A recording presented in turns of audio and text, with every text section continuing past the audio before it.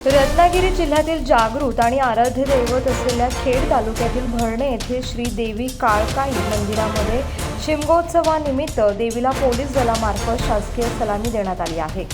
शिवसेना नेते आणि माजी मंत्री रामदास कदम यांच्या उपस्थितीमध्ये ही मानवंदना पार पडली आहे। देवी काळकाई मातेला शासकीय सलामी देण्याची परंपरा रामदास कदम यांच्या पाठपुराव्यानंतर सुरू झाली होती। ग्रामस्थांच्या आग्रहावरून ते यंदा सलामीपर्यंत उपस्थित राहिले।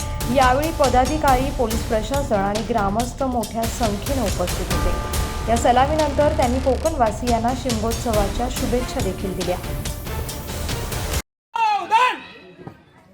सन्मानगड सलामी शास सन्मानगड बाजू शास